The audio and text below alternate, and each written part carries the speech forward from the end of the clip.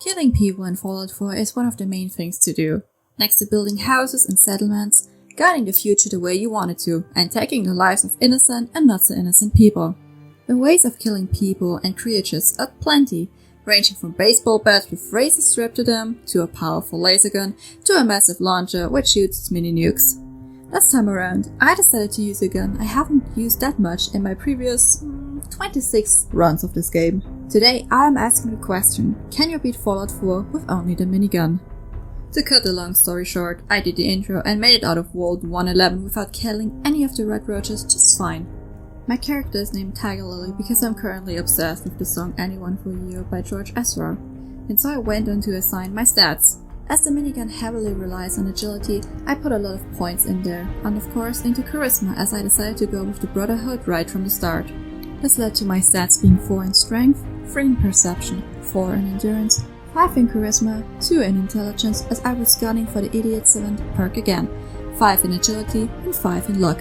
The first minigun in the game that you could possibly get is the one on top of the Museum of Freedom where you help the Minutemen out. So that's where I went. I climbed on top of the roof of the church and jumped right over, took the minigun and fucked right off. My first goal was the police station as I had decided to go with the Brotherhood of Steel in this playthrough. Just like my every other Brotherhood of Steel runs, I decided that my goal was to save Paladin Dance, just for your information. I just cannot kill him. Sorry about this. While I let him deal with the ghouls, I happily picked up all the scrap and jumped from them. Ad Victoriam, I guess. After this, we made our way to Arcjack, where I explained Chet the joys of the Sun's exploits in the room of the rocket. They spawn endlessly, and this way you can farm energy weapons and laser cells. Very useful if you do a run with these guns, or if you need something to sell. You see, at this point I realized that I was running low on ammo, and that was a problem. The minigun is a bullet eater, and 5mm ammo would only show up more often once I was about to hit level 25, which was far away from now. So I had two choices. Reach level 12 and build an ammo maker machine from the DLC, at the expense of leveling up in intelligence and getting less out of the Idiot 7 perk, or reach level 13 to get a gun nut perk too and build the shredder. Naturally, I went for both, because it's fun. I cheesed the fuck out of the game by placing hundreds of fence posts in Sanctuary to level up faster. This is where my idea to cheese the Idiot 7 perk came to die, as I needed a higher level in intelligence to get things going. I finally hit level 12 and then it came to me. To build ammo, I needed fertilizer. It is one of the hardest crafting materials to find randomly and costs a fuck ton at vendors. So I decided to take a stroll around various places in the Commonwealth to get more, including stealing from Diamond City and Grey Garden. I also got me some Brahmins to turn their poop into fertilizer. But in the end it didn't get me as much ammo as I was hoping it would, so it was time to get the shredder. Before that, I wanted to sell all of my leftover ammo, which I didn't need from certain guns in Diamond City, and accidentally sold all of my 5mm ammo because I misclicked. Then I had to buy it back for triple the price. I had to pay back over 1,000 bullets, and normally he only sells you 3 to 11 bullets. For you rat bastard, you'll pay for this, you both hand waver. Oh well, I was surprised in the most amazing way, at least. The shredder, a modification I previously hadn't used at all, takes no ammo, you only need action points. But as soon as I realized that, I also realized you only need action points outside of the power armor. Instead of it, you don't lose the points, making it an infinite weapon, to my greatest joy. Before that, I also went to do the mission with Bobby No-Nose, and upon betraying her stupid ass, I was gifted the Ashmaker by Fahrenheit, which sets target on fire and inflicts an additional 15 points of damage. With these two miniguns, I felt as if there was nothing that could stop me. Between all of this, I rescued Nick, broke into Kellogg's house, went to Fort Hagen and killed Kellogg. Between breaking into Kellogg's house and killing him, I had Nick as a companion and gave him my minigun. Since he preferred his pipe pistol, I soon dismissed him. So I made my way through the sins and was ready to blow Kellogg to pieces. And I ran out of ammo. And I realized Nick still had the shredder. God damn it. Oh well, so I gun bashed Kellogg to death. Fine by me too, he died by my minigun in my books, and that's all I want to need in this challenge. Upon the arrival of the Brotherhood of Steel, I didn't realize that my biggest worry was about to vanish into thin air. Proctor Tegan actually sells 5mm ammo, and with this all my ammo worries went poof in mere seconds. But actually, at this point, I was having too much fun with the shredder and didn't care too much about ammo anymore. But it is always nice to have a failsafe. From here on, I choose Dance as my companion.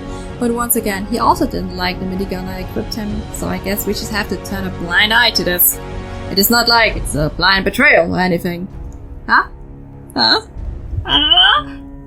It's just weird, in my melee only run, they all happily use their assigned melee weapons. I just don't get it. Thank you, Todd. We made our way into the glowing sea, killed the Corsair, killed the whole of the railroad because screw them, that's why, and because I like their unique outfits, and I think that the railroad is the type of faction you send out when you need nothing. And finally, we made our way into the Institute. My path was clear. I had to find Dr. Lee and bring her back to the Brotherhood. Which wasn't too bad, I guess. I got her in the first try of the speech checks, despite one being actually a red one. Big success. From there on, I decided to take on a few side quests to get Dan's affirmation a bit higher. You know the quest where you have to track the fallen Brotherhood soldiers down, one by one, until you reach Paladin Brandes? I did that quest, but upon entering the National Guard training yard, I had some amazing luck. A legendary ghoul there was carrying a minigun with a legendary effect. You see, if a legendary enemy spawns and you know where the spawn will be, you can do two things. One, you do a save in front of the loading zone, get in and load in again and again until you get the gun that you want. 2. You make a quick save in the loading area and reset it as many times as you need until you get the legendary effect that you wanted. In my case, I reset it about 25 times until I got the explosive perk, which gives every single bullet an extra 15 damage and hurts enemy in the surrounding area too. Now I had 3 amazing miniguns: the Shredder, the Ashmaker, and the exploding one. At this point, I also realized that there was a perk which reduced the price of items bought at vendors, which I finally used. This lowered the price from 3 caps per bullet to 2 caps per bullet. Doesn't seem like a lot, but when you buy 1000 at once, it for sure piles up. And it made my life a whole lot easier as I was now switching between the Shredder and the exploding minigun. From there on, I continued with the Brotherhood questline. There, once again, something strange happened. For Prime, you're supposed to loot a hospital for a certain type of magnets.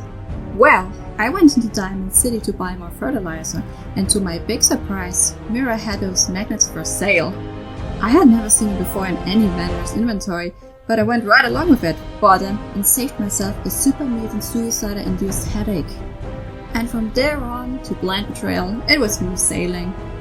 We killed, we looted, I dropped Paladin Dance off to guard the bombs. And now to the chaos that was blind betrayal. The start was pretty normal, I guess, talking with Maxon and Scribe Halen and then heading to Listing Post Bravo. Here was the first problem.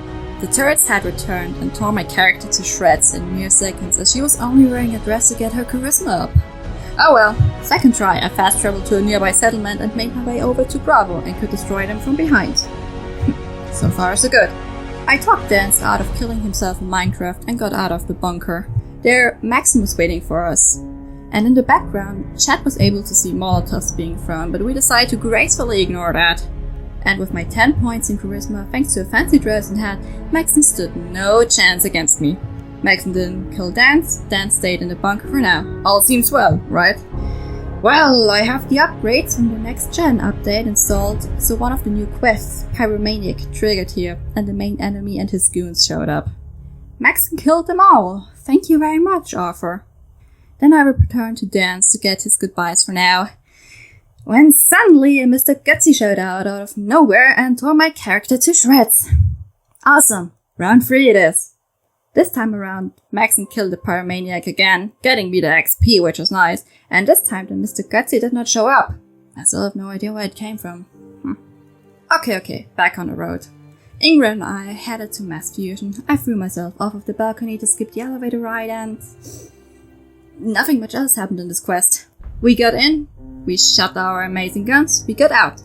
Footnote, the extra 15 damage per bullet is a lifesaver and I killed the sentry bot in this building in just mere seconds.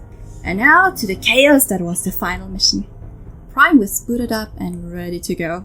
Since I was not in the mood to walk half an hour behind a huge robot, I fast traveled to the CIT ruins. Some Brotherhood soldiers were already there, some sons too.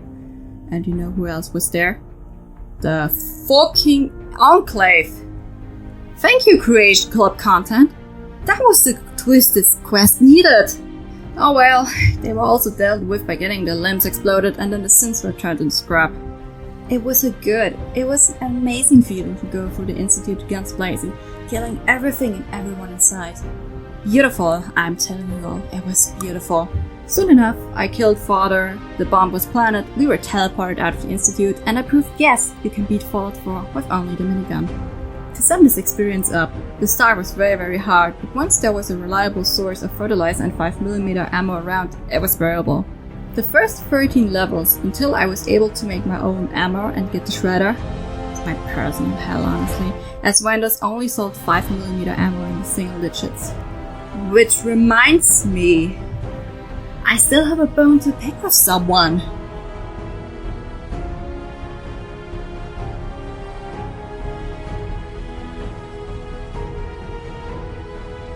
And now you pour some gasoline over his body and burn him so the maggots won't vomit his rotten flesh up. Those poor little maggots, oh well. Oh well, that's all for today folks. My name is Rexy and this was my video on beating Fallout 4 with only a minigun. Thank you very much for watching and I hope I'll see you next time. Bye bye!